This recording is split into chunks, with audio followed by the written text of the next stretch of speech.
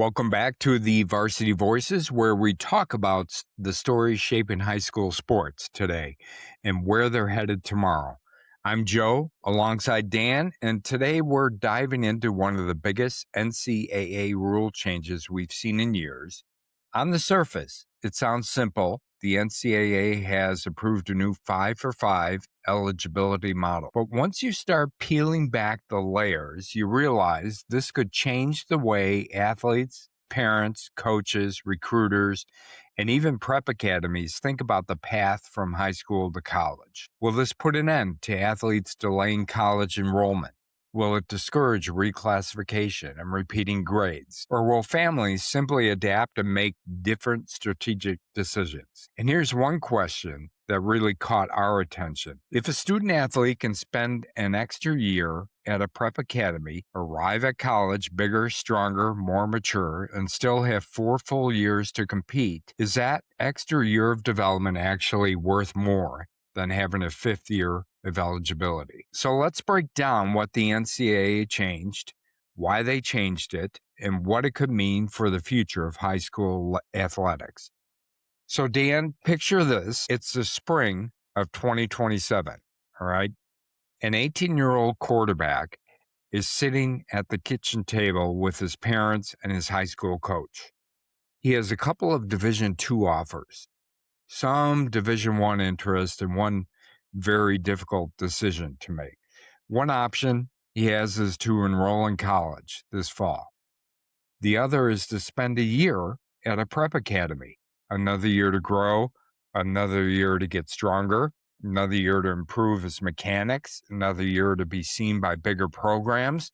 A few years ago, that decision might have been easy, but today, what do you do? That is a great question. It's going to be the central question. At first glance, when I see this, Joe, I think, well, this is going to kill prep academies. Not necessarily, Right. especially for the next several years. If you think you can better your position and get more high-end offers where there's going to be higher NIL dollars potentially in the future, it makes a Mm-hmm. lot of sense to go forward and do the prep academy for a year, Yeah, doesn't it? so it does. Yeah, To me, it does for certain athletes, right? right. Oh, yeah. And that Yeah, could be I the mean, case. That could finish every sentence we're going to say here. right, for certain athletes, Yes. right. I mean, if you're the elite of the elite, then you're getting your offers to Power Four. You've got your NIL money, which is going to be there, and you're like, let's go to college and let's start making some money. Let's start playing some football, and we'll see where it takes us. I've got 5 years to figure that out, right? Yeah. But for others, it's the question for them is one more year of development worth giving up a year of eligibility, right? So let's talk about it a little bit, Dan. As far as what the NCAA just approved, or there was a proposal out there which was for 5-for-5 is what they're calling it, and it's an eligibility model. So the basics are you've got 5 seasons, and in those 5 seasons, you've got 5 years of eligibility. The clock starts at the age of 19 or when you enroll in college. So from a simple standpoint, what that does is doesn't necessarily change what's been happening in most cases as far as kids going to college and playing on athletic teams, as far as their eligibility and how many years they happen to be in college, right? But it eliminates any of the red shirt stuff, right? That whether it's a medical red shirt Right. or a freshman red shirt, but it gives you an additional year of eligibility. You've got 5 years. You've got 5 years of eligibility. Do with them what you want, but it makes it very simple as far as you've got these 5 years. If you're injured, unfortunately, that's not a good thing, but you only got your 5 years, right? Starting at the age of 19 or when you enroll in college, whatever comes first. So I like that aspect of it, that I do it's too. It's Yeah. straightforward, Yeah, right? it's straightforward, easy to follow, easy to understand. I like that there's no longer I understood that players had eligibility and they were able to use it in a way that they could be in college for a long time or be in college at an advanced age. I understood that. I didn't love it. Right. I You didn't know, either. yeah, Yeah. if you and I think Indiana had like they averaged 24 and a half years old or something like that was maybe, and I'm probably off, but whatever it was like, I get it. I don't love it. But even if you're off by a year or two, Yeah. I still think, I don't quite like that either, right? So if you're 23, 24, and still playing college football, I'm not a huge fan of that. And I mean, even some of the schools, and this was primarily due to COVID and COVID years, and then COVID was all just a wreck, wasn't it? I mean, COVID just what it just did to everything. screwed it just screwed everything up. I know. It did. So, but it kind of forced the issue on some of these things, Yeah. because we've all seen the stories or heard the stories about certain kids going to court, right? Right. Oh, yeah. I was at a junior college. That shouldn't count towards my 4 years of eligibility at university or 4-year And college, that right? was the case, right? I don't mean to interrupt you, Joe, but like I swear, I feel like they were listening to our podcast. Is that possible? They played it in the room where they met. I'm not sure. They That might have they been. I hope they have. I hope they were, Dan, the listening to us. Yeah, but like, so there was the scenario set up where you could go to a prep school, go to junior college, and then you enter your 4 year, we're going to call it bulk college with 5 years of eligibility still, right? Right. Isn't that kind of how the Yeah. setup was? And how old would they be, right? I mean, if if you let's take like the worst case scenario, right? Well, not worst case scenario. Let's take a scenario where a player graduates from high school. They then go to maybe, a prep school, right? And they've got like that additional year, between high school and college. They want a little more development. Then maybe they go to a junior college, right? For for a year. So now they put off those 4 years of eligibility to play at a university or college another 2 years. So they're entering a university or college when they're 20, 21 years old. In some cases, maybe a little older than that, and then they redshirt and get a medical red shirt. That's how you end up with 26-year-olds on your roster, right? Right. Yeah, your whole Yeah. offensive line are massive guys because they've done nothing but lift and eat for 4 years before they even stepped on the field. And now Hey, they're hey, don't 26-year-old say that. men. That's what I do today. I lift and I eat, Right. and I've got nothing to I show for love it. it. Right. Right. Right. Yeah. So I do like it from the standpoint of kind of eliminating all of that because Yeah. you didn't like it, I didn't like it, and I think a lot of people didn't like it either when they would see, a 25-year-old or whatever, playing against 19-year-olds, when they've been in college with their red shirts and additional years or whatever for 5 or 6 years, right? Yeah. And I didn't like seeing everything. Everybody was in litigation over everything. There was even some legitimate cases, I understood. They benefited teams I root for, but it was like everything you'd never understood how long a player was actually gonna be on the team you followed. Never. Right. No, you didn't. And coaches were the same way. If you are looking to buy or sell a home, contact Remax Realtor and Circle of Legends recipient Christopher Cobb. Let Chris's extensive negotiating experience work to guide you on all of your real estate buying and selling needs. Contact Christopher now to discuss the right strategy for your personalized real estate buying and selling plan. His number is 630-420-0070, or you can visit his website at christophercobb.com. They had to have no idea how to build a roster, or at least it was really confusing. So this Yeah. clears it up for them. It lets them be able to manage it. How they manage it will be probably another topic, which will be interesting. But at least it gives them clarity on what they have to do and how they have to build their roster. Yeah. And, we've talked about the general manager position, right? Hmm. You know, not only is that becoming a thing, in college, and I'm sure they've got multiple people on staff, doing those types of responsibilities, but that's even kind of pushed down to high school, which we've talked about. But this is another thing on their plate, whoever that person is or those people are, that they've got to start tracking eligibility and how many years and that kind of thing. But this makes it a little bit simpler, I It think. does So for that because aspect, absolutely.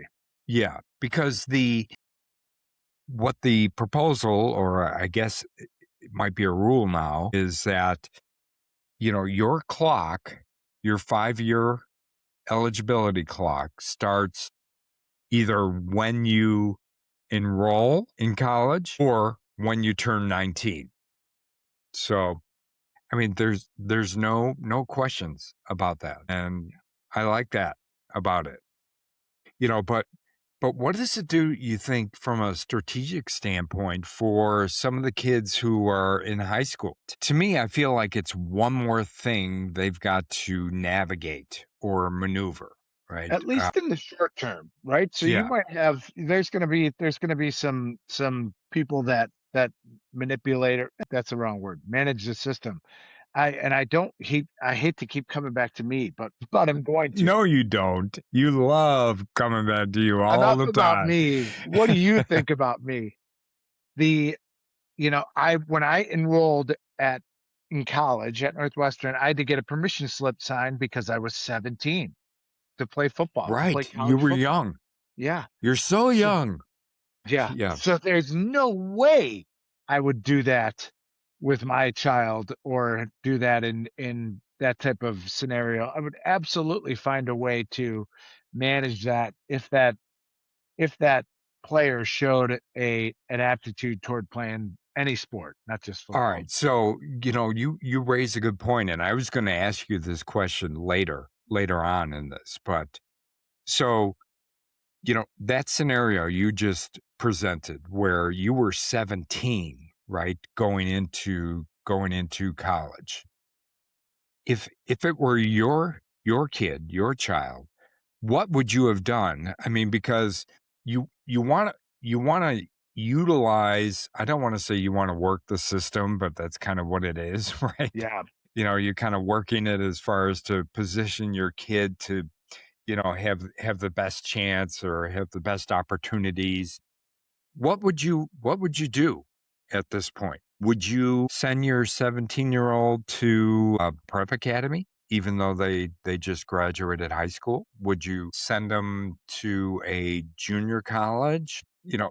What do you think you would do? What do you think you would as far as options go, and where you kind of fall on that? Yeah, I really think it depends on the kid a lot too. If they have shown the ability to well, if they have shown that ability to kind of blend in with the class that they're in for all these years, I think they're Yeah. gonna be fine.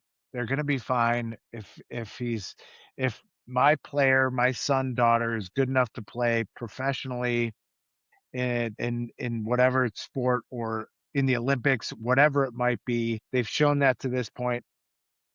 I'm gonna send them. I'm not gonna disrupt their their whole background just to do this.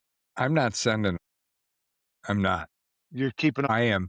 What if they've Yeah. been fine? What if that It year. doesn't matter, for me, because, all right, you and I have talked about this with, travel sports and, club sports and all that kind of stuff where, parents get way into it, right? And you try and do this and that, and you try and manipulate, facilitate, and all of that stuff. If my senior was 17 when they were graduating, and they had the talent that, for me with my dad goggles on, I would be like, God, yeah, they're going to be great. They're going Division 1. They're going to get a lot of NIL money. Maybe the pros are somewhere after that. I am trying everything I can do to manipulate it where I am not starting their clock, when they're at 17. I'm going to send them. I'm going to send them somewhere. Right. I get that. I do get it. Yeah. I do get it. I think you can. I don't think there's any reason you can't get all that stuff with the sending them when they're 17 or 18. There Right. you still could get that if they're a talented player and whatever. You still could do all that stuff. Yeah, but I do understand that you probably would get other advantages by having them wait. I think a lot of people will do that. I think there will be a generation that kind of manipulates the system now, but eventually it'll go back up all the way to kindergarten. They'll say, well, Right. I'm going to have him redo kindergarten because he just hit the ball over my head in the backyard. right, yeah, Right. he can throw it with both hands. Right. Yeah, And look, he can hit lefty. Yeah. eventually, eventually it'll become normal, right? Where you start when you're 6 or whatever that age is, that where the math goes that you graduate when you're 19. Yeah. It will back up. But for these next few years, it's gonna be a little crazy, and you're gonna see a lot of the 8th grade stuff, I think, that we talked about in a previous podcast where So, that's a good point, Dan. So do you think in that instance, so I thought about that when we were talking about doing this episode and I was looking at this 5 for 5. For you, right? You were young, right? So, I could send you back to 8th grade again, hold you back, right? But for other kids or who are like the normal age and not young for their class, what you're doing is you are kind of committing them to 4 years eventually of college, 4 years of eligibility, right? Because they're going to be a year older, right? And the clock starts at 19. So, if you're 20, that's fine, but you're only going to have your 4 years of eligibility. Which Mhm. which I feel like when I say that it's so goofy because that's a whole premise right now that it's always been 4 years of eligibility. Yeah, people are redshirting, people are doing this, that, and get extra years, but everybody was so ingrained into 4 years. So I'm not sure. I mean, is that a huge thing for you, or do you think, I mean, for those elite athletes, I don't think they're going to stay for 5 years No, and they play for won't 5 stay. years anyways. No, it's No. it's not a huge deal for me. It'll be nice to have some kids that you follow, and maybe they're like that mid-tier, upper mid-tier player that plays young, but they're not a first round NFL draft choice. They're maybe not a top 3 round NFL, but they're a really good college player. To have them for a 5th year as a fan, 5 years of eligibility is great. For the players, Joe, thinking about this and talking it over with some people, like, you're gonna be able to make a lot of money Right. if you can play as a freshman and you are a good, not great player, but a contributor, you're gonna be well paid for 5 years, as you should be, which I believe you should be, and Yeah. based on how much the people around you are making. But that's a really nice thing to have, that will be something that where those kids can come out really ready and set up for their future. Yeah, they will be because there are going to be players who are good college players and they are going to command decent NIL dollars over the course of their college career, but they may not be the player that is going to get drafted, right? Yeah. Yeah, or By the leaving after NFL. your 3rd year. Yeah, Yeah. whatever. So it's almost like you're starting your professional career, your job, so to speak, in college. For kids who you go through your first, second, third year, like, yes, I'm good. I'm a contributor, but The agents or whoever tells you you're probably not gonna get drafted. It's like, "Okay, I'm taking these 5 years.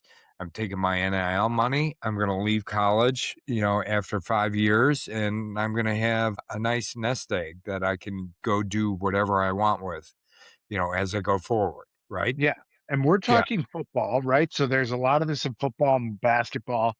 I think about that like 5'11" inch quarterback that's really a gamer and is a great college quarterback, but he will have no business being in the NFL, will not get drafted. I think about the Vanderbilt quarterback, Diego Pavia from this Yeah. past year.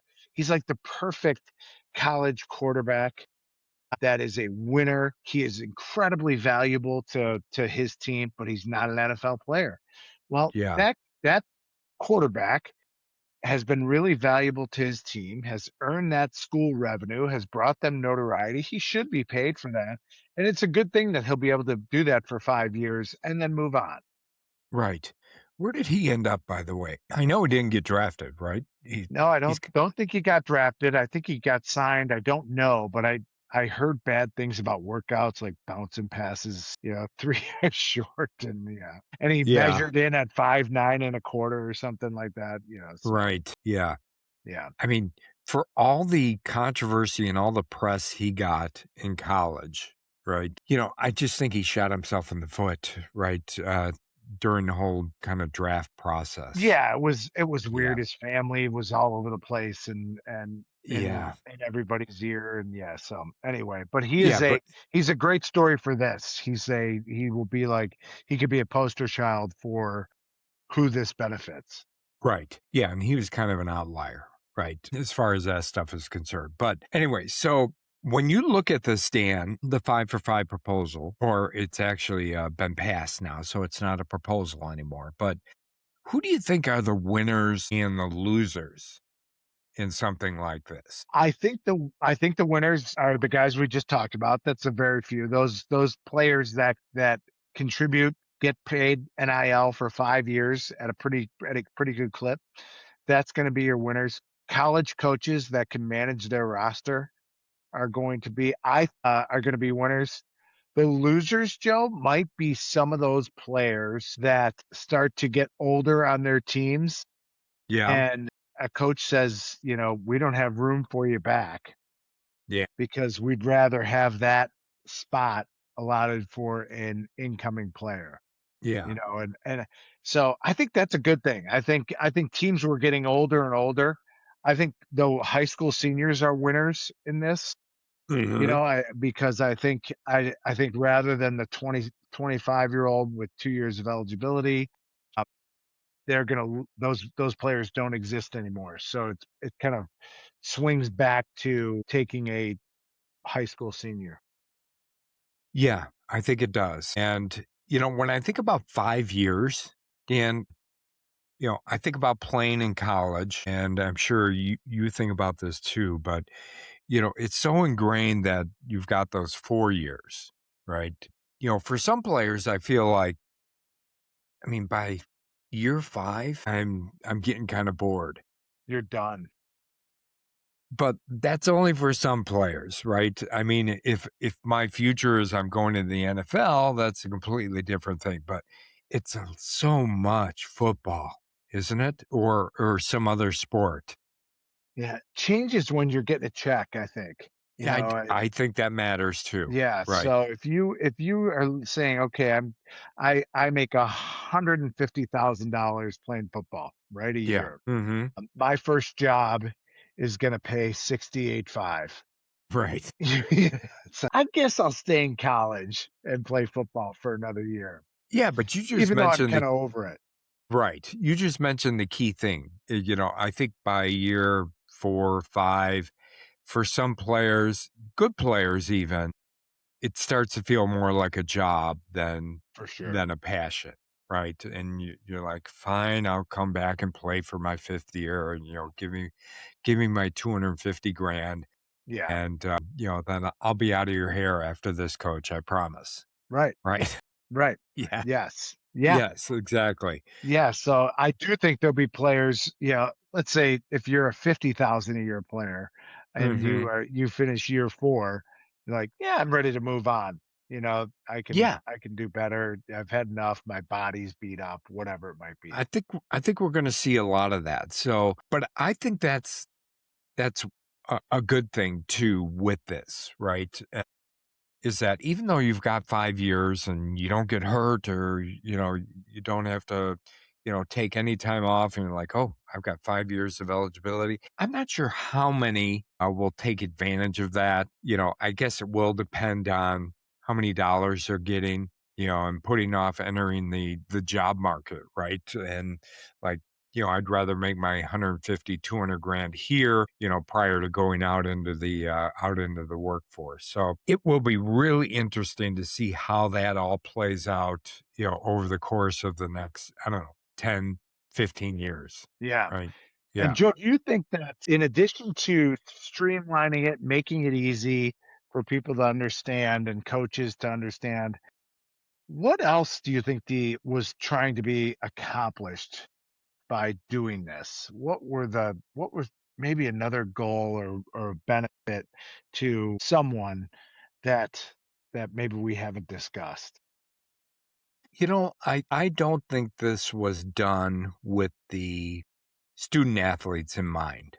That's Okay. I think it was more done for the programs, for the coaches, the college programs, the college coaches. I think it was done for them because I feel like they've been trying to navigate what's been going on over the last 5, 6 years. And it's probably just been a major problem for them. And you know how coaches are, Dan. I mean, they want to know things, they want to know outcomes. They plan down to the very, minute detail. So something like the system they're currently operating under, I have a feeling drove them nuts. So But this doesn't change the transfer portal at all, no, it does right? not. Right. And yeah, so it doesn't really change. And No. What it changes is how you construct your roster and knowing the construction of your roster and what that means for your program, right? And I think for college programs and college coaches, that's probably a huge benefit for them.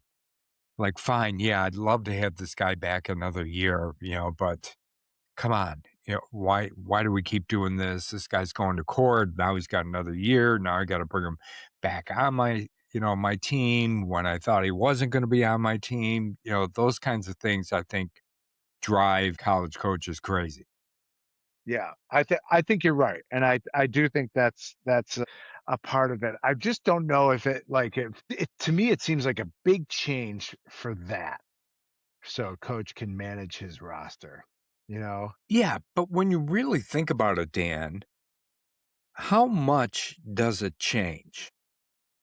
I mean, what it really changes is, I mean, because a lot of the freshmen say, you bring in a freshman into your program, if he's not an elite player when he comes in as a freshman, what happens to him?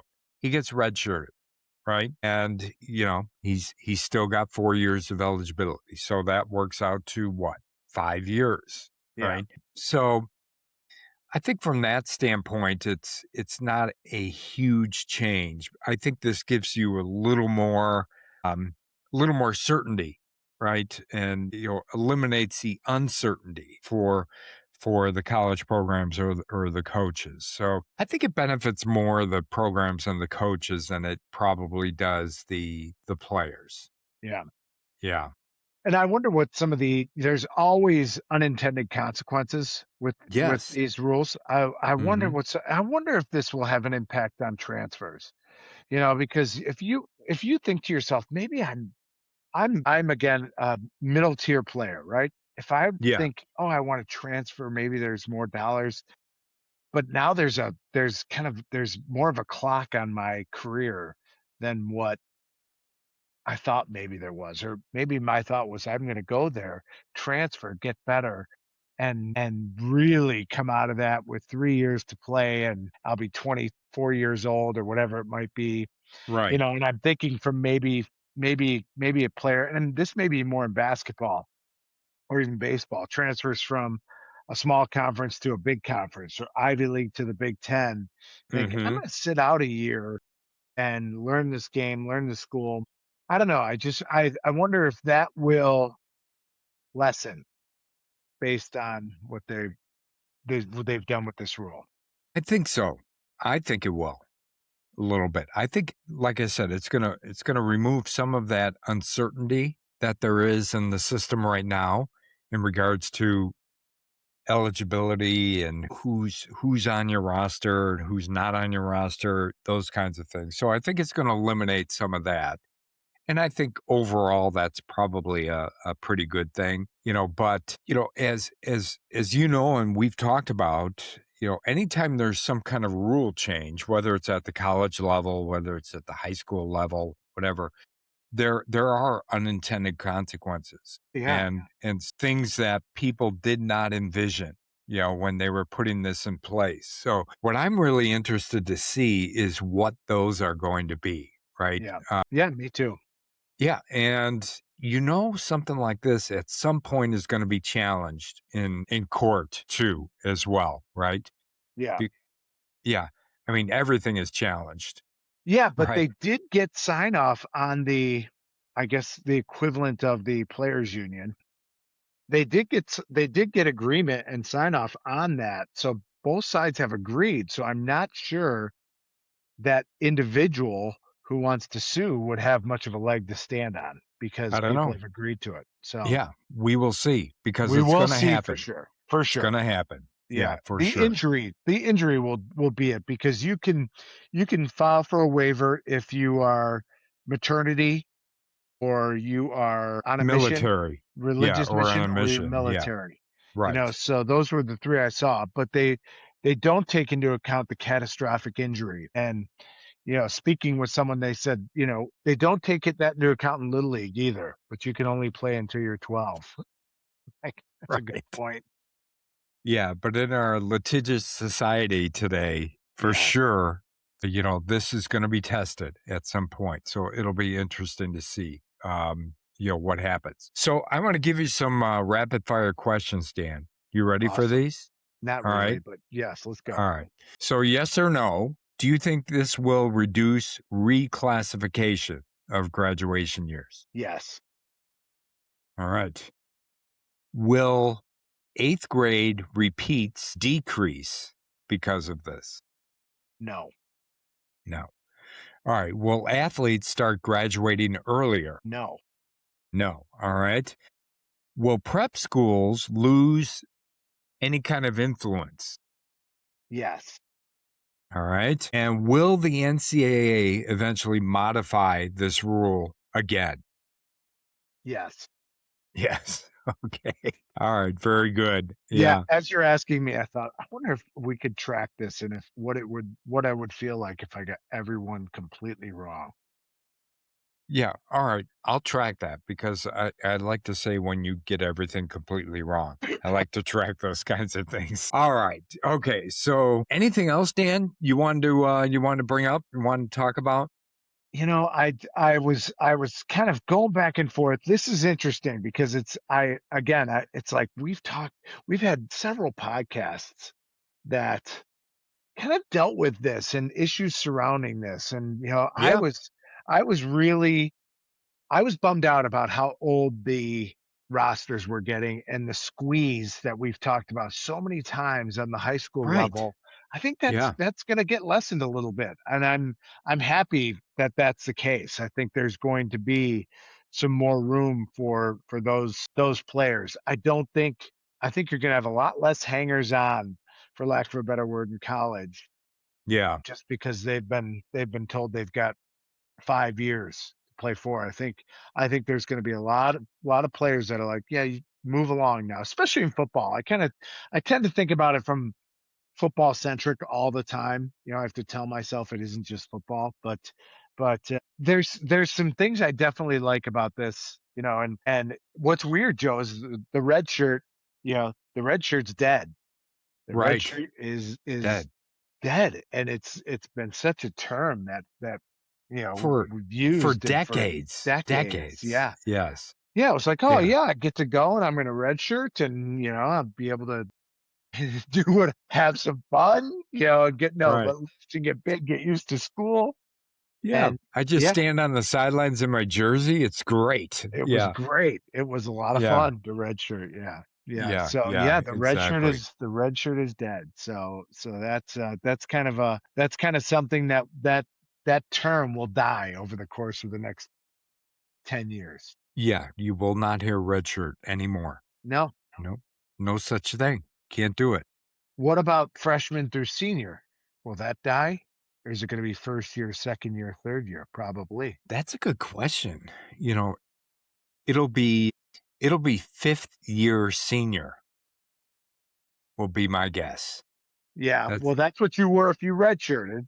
So you were a fifth year senior. But if you were done, you were a graduate student. If you had graduated, Yep.